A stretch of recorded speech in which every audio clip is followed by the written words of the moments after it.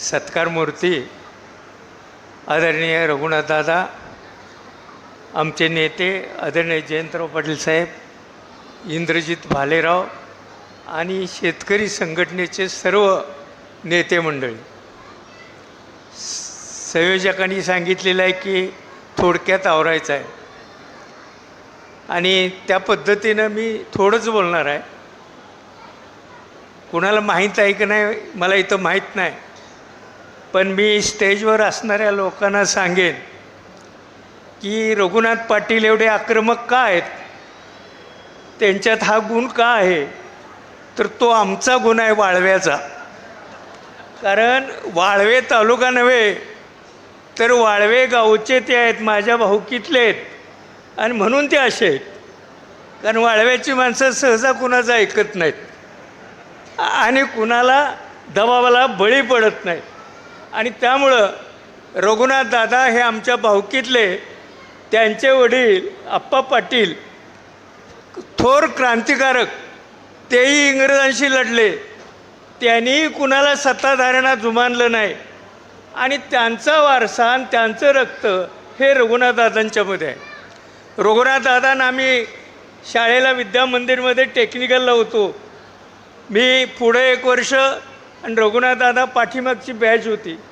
ते technical SS आहेत, त्यामुळं तांत्रिक बरंचसंच त्यांना समजतं अजितराव. त्यानंतर ते सायन्सला गेले, BSc झाले, त्यामुळं तुमची रिकव्हरी वगैरे काय भानगड आहे ती त्यांना चांगली कळते. आणि म्हणून रघुनाथदादा हे वाळव्याचं प्रॉडक्ट असल्यामुळंच आज महाराष्ट्रात शेतकरी चळवळीचं नेतृत्व करतायत. अनेक त्यांच्याबरोबर नेते मंडळी आली, पण शरद जोशींच्या नंतर ही संघटना खरी टिकवली कुणी असेल तर ती रघुनाथदादांनी टिकवली. रघुनाथदादाच्या हाताखाली निर्माण झालेली माणसं कुठं कुठं गेली. मी दादा खाजगीत भेटल्यावर म्हणतो, दादा आमका माणूस लय मोठा झाला हो, तर दादा म्हणते हो देव, आपण हाय तिथं बरं आहे. पण दादांचं मन कधी ढळलं नाही. आम्ही ढळवायचा प्रयत्न केला बऱ्याच वेळा, परंतु दादा कधी नाही म्हणायचे. शेतकऱ्यांना न्याय दिला पाहिजे आणि शेतकऱ्यांच्या प्रश्नासाठी मी काम करतो आहे. मी मुद्दाम एक गोष्ट सांगेन तुम्हाला जाता जाता की जयंत पाटील साहेबांनीच मला सांगितलेली सांगतो. ज्यावेळेस दिल्लीला शेतकऱ्यांच्या प्रश्नावर आणि ऊसाच्या प्रश्नावर एक मिटिंग झाली आणि त्यावेळा पंतप्रधान होते मनमोहन सिंग, आणि त्या मिटिंगला अर्थमंत्री म्हणून जयंत पाटील हजर होते. मिटिंग झाली, सर्व त्या ठिकाणी प्रश्नांची चर्चा झाली. इथं आल्यानंतर माझी आणि जयंत पाटील साहेबांची भेट झाली. त्यांनी मला काय म्हणावं, तात्या रघुनाथदादाला मांडला पाहिजे. का तर त्या अवघ्या मिटिंगमध्ये देशातनं आलेल्या शेतकरी नेत्यामध्ये फक्त शेतकऱ्यांचे प्रश्न मनमोहन सिंगांना पटवून देण्याचं काम रघुनाथ पाटलांनंच त्या ठिकाणी केलं.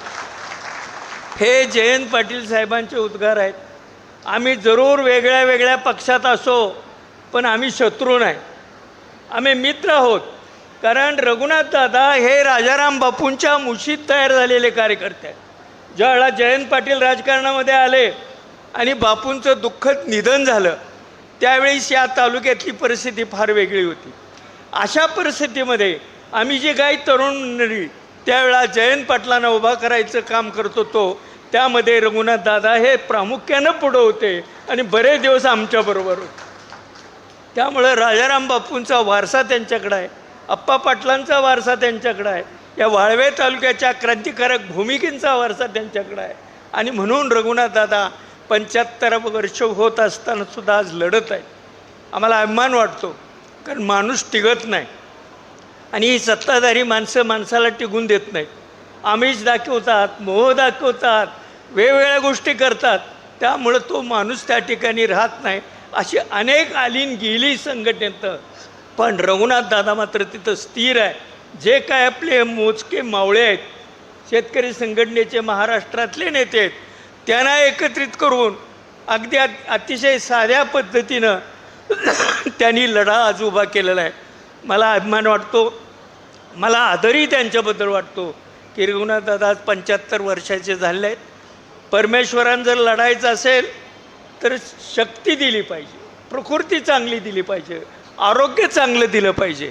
आणि परमेश्वर रघुनाथ दादांना इथून पुढं सुद्धा लढण्यासाठी आरोग्य देईल असं मला स्वतःला वाटतं. त्यांनी कधी संसार पाहिला नाही. आपल्या कुटुंबावर तुळशीपत्र ठेवून त्यांनी हे काम केलेलं आहे. मला तर वाटतं आज चांगली कपडे घातलेत, सरकार झाले, टोपी घातली आहे, पण हे दादाच्या स्वभावातला विषय नाही आहे. हा कार्यक्रमसुद्धा दादांनी कसा घेतला याचं मला आश्चर्य वाटतं, कारण त्यांच्या प्रवृत्तीच्या विरोधी आहे. पण मला आनंद झाला की दादांना मी म्हटलं घेतलं हे चांगलं झालं, कारण आमच्यासारख्याला कुठेतरी भावना व्यक्त करायला एखादी जागा लागते. कारण इतर वेळेला हे आम्ही स्टेजवर बोलू शकत नाही, रघुनाथ दादा फार चांगले आहेत, शेतकऱ्यांच्यासाठी त्यांनी असं केलं, आम्ही म्हणू शकत नाही. त्यावेळेला आम्ही म्हणणारच रघुनाथ दादाचं चुकीचं आहे, अमकं आहे तमकं आहे, कारण आम्ही सत्ताधारी आहे. आणि त्यामुळं ही एक अशी परिस्थिती असते की त्यावेळेला खरं बोलावं लागतं माणसाला. आणि म्हणून रघुनाथ दादांनी जे काम केलेलं आहे, मी तुम्हाला ठामपणे सांगेन की महाराष्ट्राचा शेतकरी चळवळीचा इतिहास लिहिला जाईल त्यावेळेस माननीय शरद जोशी नंतर त्या इतिहासामध्ये रघुनाथ दादाचंच नाव अग्रभागी असेल असं मला स्वतःला वाटतं. कारण शेवटी त्यांनी काय मिळवलं त्याच्यापेक्षा त्यांनी जनमानसामध्ये जे नाव मिळवलं आणि शेतकऱ्यांच्यासाठी ज्या शेतकऱ्यांच्या घरामध्ये जन्म घेतला त्या शेतकऱ्यांच्या प्रश्नासाठी उभं आयुष्य त्यांनी उन्हात सोडलं. अशा या रघुनाथ दादांना आपल्या सर्वांच्या समक्ष मी सलाम करतो आणि त्यांना परमेश्वरानं दीर्घायुष्य द्यावं एवढी विनंती करून मी माझं भाषण संपवितो. जय हिंद, जय महाराष्ट्र. खूप